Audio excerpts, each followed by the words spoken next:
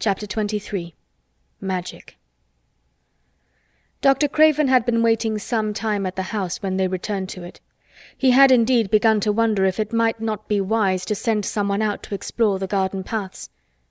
When Colin was brought back to his room, the poor man looked him over seriously. "You should not have stayed so long," he said. "You must not overexert yourself." "I am not tired at all," said Colin. "It has made me well. Tomorrow I am going out in the morning as well as in the afternoon." "I am not sure that I can allow it," answered Dr. Craven. "I am afraid it would not be wise." "It would not be wise to try to stop me," said Colin quite seriously. "I am going." Even Mary had found out that one of Colin's chief peculiarities was that he did not know in the least what a rude little brute he was with his way of ordering people about. He had lived on a sort of desert island all his life, and as he had been the king of it, he had made his own manners and had had no one to compare himself with. Mary had indeed been rather like him herself, and since she had been at Misselthwaite had gradually discovered that her own manners had not been of the kind which is usual or popular. Having made this discovery, she naturally thought it of enough interest to communicate to Colin. So she sat and looked at him curiously for a few minutes after Dr. Craven had gone. She wanted to make him ask her why she was doing it, and of course she did. "What are you looking at me for?" he said. "I'm thinking that I am rather sorry for Dr. Craven." "So am I," said Colin calmly, but not without an air of some satisfaction. "He won't get Misselthwaite at all now I'm not going to die." "I'm sorry for him because of that, of course," said Mary. "But I was thinking just then that it must have been very horrid to have had to be polite for 10 years to a boy who was always rude. I would never have done it." "Am I rude?" Colin inquired undisturbedly. "If you had been his own boy, and he had been a slapping sort of man," said Mary, "he would have slapped you." "But he daren't," said Colin. "No, he daren't," answered Mistress Mary, thinking the thing out quite without prejudice. "Nobody ever dared to do anything you didn't like, because you were going to die and things like that. You were such a poor thing." "But," announced Colin stubbornly, "I am not going to be a poor thing. I won't let people think I'm one. I stood on my feet this afternoon." "It is always having your own way that has made you so queer," Mary went on, thinking aloud. Colin turned his head, frowning. "Am I queer?" he demanded. "Yes," answered Mary, "very. But you needn't be cross," she added impartially, "because so am I queer, and so is Ben Weatherstaff. But I am not as queer as I was before I began to like people, and before I found the garden." "I don't want to be queer," said Colin. "I am not going to be," and he frowned again with determination. He was a very proud boy. He lay thinking for a while, and then Mary saw his beautiful smile begin and gradually change his whole face. "I shall stop being queer," he said, "if I go every day to the garden. There is magic in there. Good magic, you know, Mary. I am sure there is." "So am I," said Mary. "Even if it isn't real magic," Colin said, "we can pretend it is. Something is there. Something." "It's magic," said Mary, "but not black. It's as white as snow." They always called it magic, and indeed it seemed like it in the months that followed. The wonderful months, the radiant months, the amazing ones. Oh, the things which happened in that garden! If you have never had a garden, you cannot understand, and if you have had a garden, you will know that it would take a whole book to describe all that came to pass there. At first it seemed that green things would never cease pushing their way through the earth, in the grass, in the beds, even in the crevices of the walls. Then the green things began to show buds, and the buds began to unfurl and show colour, every shade of blue, every shade of purple, every tint and hue of crimson. In its happy days flowers had been tucked away into every inch and hole and corner. Ben Weatherstaff had seen it done, and had himself scraped out mortar from between the bricks of the wall and made pockets of earth for lovely clinging things to grow on.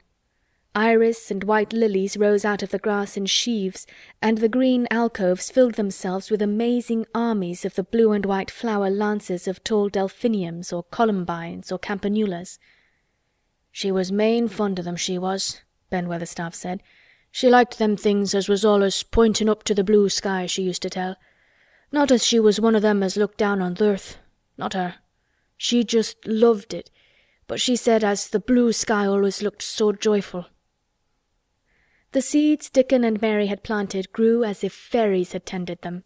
Satiny poppies of all tints danced in the breeze by the score, gaily defying flowers which had lived in the garden for years, and which, it might be confessed, seemed rather to wonder how such new people had got there. And the roses, rising out of the grass, tangled around the sundial, wreathing the tree trunks and hanging from their branches, climbing up the walls and spreading over them with long garlands falling in cascades, they came alive day by day, hour by hour. Fair fresh leaves and buds, tiny at first, but swelling and working magic until they burst and uncurled into cups of scent, delicately spilling themselves over their brims and filling the garden air. Colin saw it all, watching each change as it took place.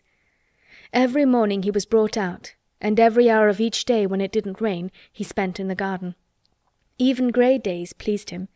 He would lie on the grass, watching things growing, he said. If you watched long enough, he declared, you could see buds unsheath themselves. Also you could make the acquaintance of strange, busy insect things running about on various unknown but evidently serious errands, sometimes carrying tiny scraps of straw or feather or food, or climbing blades of grass as if they were trees from whose tops one could look out and explore the country. A mole throwing up its mound at the end of its burrow and making its way out at last with the long-nailed paws which looked so like elfish hands had absorbed him one whole morning. Ants' ways, beetles' ways, bees' ways, frogs' ways, birds' ways, plants' ways gave him a new world to explore, and when Dickon revealed them all and added foxes' ways, otters' ways, ferrets' ways, squirrels' ways, and trout and water rats and badgers' ways, there was no end to the things to talk about and think over. And this was not half of the magic. The fact that he had really once stood on his feet had set Colin thinking tremendously, and when Mary told him of the spell she had worked, he was excited and approved of it greatly. He talked of it constantly. "Of course there must be lots of magic in the world," he said wisely one day, "but people don't know what it is like or how to make it. Perhaps the beginning is just to say nice things are going to happen until you make them happen. I am going to try and experiment." The next morning when they went to the secret garden, he sent at once for Ben Weatherstaff. Ben came as quickly as he could, and found the Rajah standing on his feet under a tree, and looking very grand, but also very beautifully smiling. "Good morning, Ben Weatherstaff," he said. "I want you and Dickon and Miss Mary to stand in a row and listen to me, because I am going to tell you something very important." "Aye, aye, sir," answered Ben Weatherstaff, touching his forehead. One of the long-concealed charms of Ben Weatherstaff was that in his boyhood he had once run away to sea and had made voyages, so he could reply like a sailor. "I am going to try a scientific experiment," explained the Rajah. "When I grow up, I am going to make great scientific discoveries, and I am going to begin now with this experiment." "Aye, aye, sir," said Ben Weatherstaff promptly, though this was the first time he had heard of great scientific discoveries. It was the first time Mary had heard of them either, but even at this stage she had begun to realize that, queer as he was, Colin had read about a great many singular things and was somehow a very convincing sort of boy. When he held up his head and fixed his strange eyes on you, it seemed as if you believed him almost in spite of yourself, though he was only 10 years old, going on 11. At this moment he was especially convincing, because he suddenly felt the fascination of actually making a sort of speech like a grown-up person. "The great scientific discoveries I am going to make," he went on, "will be about magic. Magic is a great thing, and scarcely anyone knows anything about it, except a few people in old books, and Mary a little because she was born in India where there are fakirs. I believe Dickon knows some magic, but perhaps he doesn't know he knows it. He charms animals and people. I would never have let him come to see me if he had not been an animal charmer, which is a boy charmer too, because a boy is an animal. I am sure there is magic in everything, only we have not sense enough to get hold of it and make it do things for us, like electricity and horses and steam." This sounded so imposing that Ben Weatherstaff became quite excited and really could not keep still. "Aye, aye, sir," he said, and he began to stand up quite straight. "When Mary found this garden it looked quite dead," the orator proceeded. "Then something began pushing things up out of the soil and making things out of nothing. One day things weren't there, and another they were. I had never watched things before, and it made me feel very curious. Scientific people are always curious, and I am going to be scientific. I keep saying to myself, what is it? What is it? It's something, it can't be nothing. I don't know its name, so I call it magic. I have never seen the sun rise, but Mary and Dickon have, and from what they tell me, I am sure that is magic too. Something pushes it up and draws it. Sometimes since I've been in the garden, I have looked up through the trees at the sky, and I have had a strange feeling of being happy, as if something were pushing and drawing in my chest and making me breathe fast. Magic is always pushing and drawing and making things out of nothing. Everything is made out of magic. Leaves and trees, flowers and birds, badgers and foxes and squirrels and people. So it must be all around us. In this garden. In all the places. The magic in this garden has made me stand up and know I am going to live to be a man. I am going to make the scientific experiment of trying to get some and put it in myself and make it push and draw me and make me strong. I don't know how to do it, but I think that if you keep thinking about it and calling it, perhaps it will come. Perhaps that is the first baby way to get it. When I was going to try to stand that first time, Mary kept saying to herself as fast as she could, "You can do it, you can do it," and I did. I had to try myself at the same time, of course, but her magic helped me, and so did Dickon's. Every morning and evening, and as often in the daytime as I can remember, I am going to say, "Magic is in me. Magic is making me well. I am going to be as strong as Dickon, and you must all do it too. That is my experiment. Will you help, Ben Weatherstaff?" "Aye, aye, sir," said Ben Weatherstaff. "Aye, aye." If you keep doing it every single day as regularly as soldiers go through drill, we shall see what will happen and find out if the experiment succeeds. You learn things by saying them over and over and thinking about them until they stay in your mind forever, and I think it will be the same with magic. If you keep calling it to come to you and help you, it will get to be part of you, and it will stay and do things. I once heard an officer in India tell my mother that there were fakirs who said words over and over thousands of times, said Mary. "I've heard Jem Fettleworth's wife say the same thing over thousands of times, calling Jem a drunken brute," said Ben Weatherstaff dryly. "Summat always comes of that, sure enough. He gave her a good hiding and went to the Blue Lion and got as drunk as a lord." Colin drew his brows together and thought a few minutes. Then he cheered up. "Well," he said, "you see, something did come of it. She used the wrong magic until she made him beat her. If she'd used the right magic and had said something nice, perhaps he wouldn't have got as drunk as a lord, and perhaps he might have bought her a new bonnet." Ben Weatherstaff chuckled, and there was a shrewd admiration in his little old eyes. "Thou'rt a clever lad as well as a straight-legged one, Mester Colin," he said. "Next time I see Bess Fettleworth I'll give her a bit of hint o' what magic'll do for her. She'd be rare and pleased if the scientific experiment worked, and so'd Jem." Dickon had stood listening to the lecture, his round eyes shining with curious delight. Nut and Shell were on his shoulders, and he held a long-eared white rabbit in his arm, and stroked it softly while it laid its ears along its back and enjoyed itself. "Do you think the experiment will work?" Colin asked him, wondering what he was thinking. He so often wondered what Dickon was thinking when he saw him looking at him or at one of his creatures with his happy, wide smile. He smiled now, and his smile was wider than usual. "Aye," he answered, "that I do. It'll work the same as the seeds do when the sun shines on 'em. It'll work for sure. Shall us begin it now?" Colin was delighted, and so was Mary. Fired by recollections of fakirs and devotees and illustrations, Colin suggested that they should all sit cross-legged under the tree which made a canopy. "It will be like sitting in a sort of temple," said Colin. "I'm rather tired, and I want to sit down." "Eh," said Dickon, "tha mustn't begin by saying thou'rt tired. Tha might spoil the magic." Colin turned and looked at him into his innocent round eyes. "That's true," he said slowly. "I must only think of the magic." It all seemed most majestic and mysterious when they sat down in their circle. Ben Weatherstaff felt as if he had somehow been led into appearing at a prayer meeting. Ordinarily he was very fixed in being what he called "again prayer meetings," but this being the Rajah's affair, he did not resent it, and was indeed inclined to be gratified at being called upon to assist. Mistress Mary felt solemnly enraptured. Dickon held his rabbit in his arm, and perhaps he made some charmer's signal no one heard, for when he sat down, cross-legged like the rest, The crow, the fox, the squirrels, and the lamb slowly drew near and made part of the circle, settling each into a place of rest as if of their own desire. "The creatures have come," said Colin gravely. "They want to help us." Colin really looked quite beautiful, Mary thought. He held his head high, as if he felt like a sort of priest, and his strange eyes had a wonderful look in them. The light shone on him through the tree canopy. "Now we will begin," he said.